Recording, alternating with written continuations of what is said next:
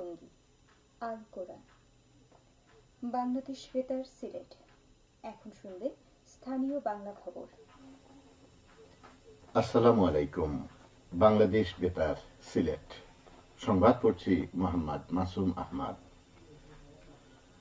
প্রধান উপদেষ্টা অধ্যাপক ডক্টর মোহাম্মদ ইউনূস এবং জাতিসংঘ মহাসচিব অ্যান্টোনিও গুতেরেস রোহিঙ্গা শরণার্থী শিবির পরিদর্শনে কক্সবাজার পৌঁছেছেন। অধ্যাপক ইউনূস ও গুতেরেসকে বহনকারী বিমানের চার্টার্ড ফ্লাইটটি দুপুরের দিকে কক্সবাজার বিমানবন্দরে অবতরণ করে। দুর্যোগ ব্যবস্থাপনা মন্ত্রণালয়ের দায়িত্বপ্রাপ্ত উপদেষ্টা ফারুকী আজম বিমানবন্দরে তাদের স্বাগত জানান। সফরের অংশ হিসেবে প্রধান উপদেষ্টা অধ্যাপক ইউনূস কক্সবাজার বিমানবন্দরের একটি প্রকল্প উদ্বোধন করবেন এবং খুরুশকুল জলবায়ু উদ্বাস্তু কেন্দ্র পরিদর্শন করবেন। পরিদর্শন শেষে ডক্টর মোহাম্মদ ইউনূস জাতিসংঘ মহাসচিব অ্যান্টোনিও গুতেরেসকে সঙ্গে নিয়ে উখিয়ায় প্রায় 1 লাখ রোহিঙ্গা শরণার্থীর সঙ্গে ইফতারে যোগ দেবেন। জাতিসংঘ মহাসচিব গুতেরেস বিমানবন্দর থেকে সরাসরি উখিয়ায় যান। সেখানে তিনি রোহিঙ্গা লার্নিং সেন্টার, রোহিঙ্গাদের সাংস্কৃতিক কেন্দ্র ও পাটজাত পণ্যের উৎপাদন কেন্দ্র পরিদর্শন করেন। পরিদর্শন ও ইফতার শেষে প্রধান উপদেষ্টা ও জাতিসংঘ মহাসচিব একসাথে সন্ধ্যায় ঢাকা ফিরবেন।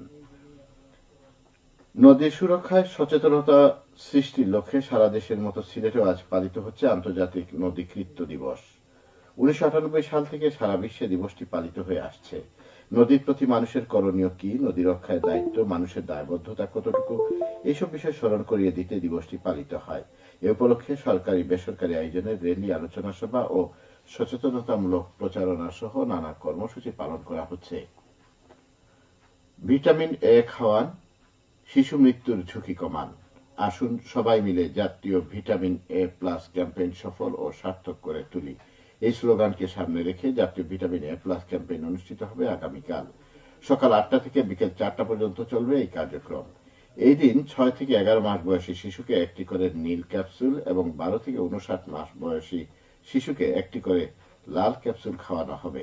এর মধ্যে নীল ক্যাপসুল খাওয়ানো হবে 44,000 শিশুকে এবং লাল ক্যাপসুল খাওয়ানো হবে 3,59,526 জনকে। সিলেট জেলার 2,413টি কেন্দ্রে এই টিকাদান কার্যক্রম অনুষ্ঠিত হবে। জেলা সিভিল সার্জন কার্যালয়ে গতকাল অনুষ্ঠিত অ্যাডভোকেসি সভায় এই তথ্য জানানো হয়। এতে সভাপতিত্ব করেন জেলা সিভিল সার্জন নাসির উদ্দিন। শিশুর সুস্থভাবে বেঁচে থাকা, স্বাভাবিক বৃদ্ধি, দৃষ্টিশক্তি ও রোগ প্রতিরোধ ক্ষমতা বৃদ্ধির জন্য ভিটামিন এ অন্যতম গুরুত্বপূর্ণ অনুপুষ্টি।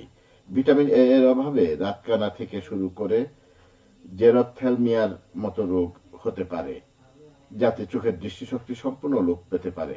ভিটামিন এ শুধুমাত্র অপুষ্টিজনিত অন্ধত্ব থেকে শিশুদের রক্ষা করে তাই নয়, ভিটামিন এ শিশুর রোগ প্রতিরোধ ক্ষমতা বৃদ্ধি করে, ডায়রিয়ার ব্যাপ্তিকাল ও জটিলতা কমায় এবং শিশু মৃত্যুর ঝুঁকি কমায়। এই ক্যাম্পেইন বাস্তবায়নের লক্ষ্যে ইতিমধ্যে সিলেট জেলার সব উপজেলার তদারককারী, মাঠকর্মী ও স্বেচ্ছাসেবীগণকে প্রশিক্ষণ দেওয়া হয়েছে।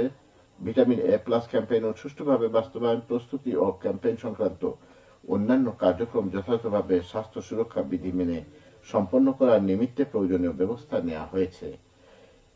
একই দিন বিভাগের অন্যান্য জেলায়ও ভিটামিন এ প্লাস ক্যাম্পেইন পালন করা হবে। ভোক্তা অধিকার সিলেট বিভাগীয় উপপরিচালক আরিফ মোর্শেদ নিশু বলেছেন, সকল বাজারকে মনিটরিং এর আওতায় রাখতে হবে যাতে দ্রব্যমূল্য সহনশীল পর্যায়ে রাখা যায়। ক্রেতা সাধারণ যাতে প্রতারিত না হয়ে সেদিকে দৃষ্টি রাখতে পারলে বাজার স্থিতিশীল থাকবে। ভোক্তা অধিকার আইনের প্রতি সকল মহলের দায়বদ্ধতা থাকতে হবে। গতকাল ফেঞ্চুগঞ্জে উপজেলা প্রশাসনের উদ্যোগে উপজেলা নির্বাহী কর্মকর্তার সম্মেলন কক্ষে আয়োজিত ভোক্তা অধিকার আইন 2009 অবহিতকরণ ও বাস্তবায়ন বিষয়ক সেমিনারে তিনি প্রধান অতিথির বক্তব্যে এসব কথা বলেন।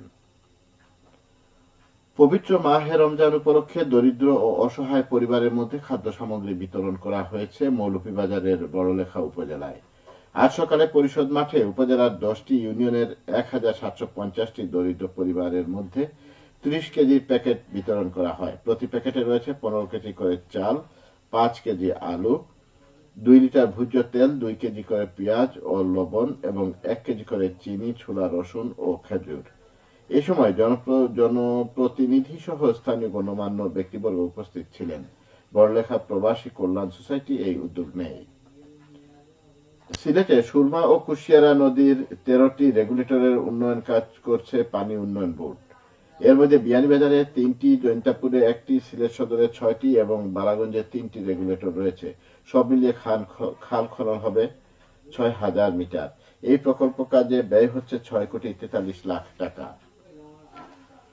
মৌলভীবাজার সদর উপজেলার জগৎশ্রী গোপাল কৃষ্ণ এম সাইফুর রহমান ডিগ্রি কলেজের একাডেমিক ভবনের নির্মাণ কাজ শেষ হয়েছে। এতে ব্যয় হচ্ছে প্রায় 2 কোটি টাকা।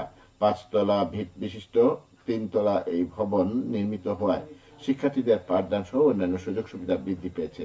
শিক্ষা প্রকৌশল অধিদপ্তর তা বাস্তবায়ন করে। পবিত্র ঈদ উল ফিতরকে সামনে রেখে হবিগঞ্জ শহরে যানজট নিরসনের মোকাবেলায় ট্রাফিক অবস্থাকে আরো বেগবান করতে নানা পদক্ষেপ নিয়েছে হবিগঞ্জ পৌরসভা।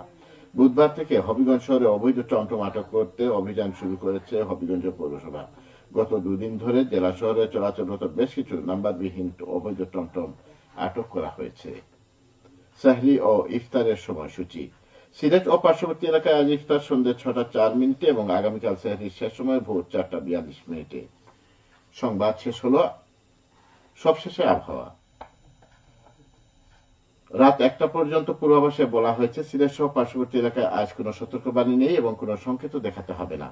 আজ সিলেটে সূর্যোদয় হয়েছে 6:02 এবং সূর্য অস্ত যাবে সন্ধ্যে 6টায়। সংবাদ শেষ হলো। আমাদের পরবর্তী স্থানীয় সংবাদ প্রচারিত হবে সন্ধ্যে 7টায়। এতক্ষণ শুনলেন স্থানীয় বাংলা খবর। বাংলাদেশ বেতার সিলেট।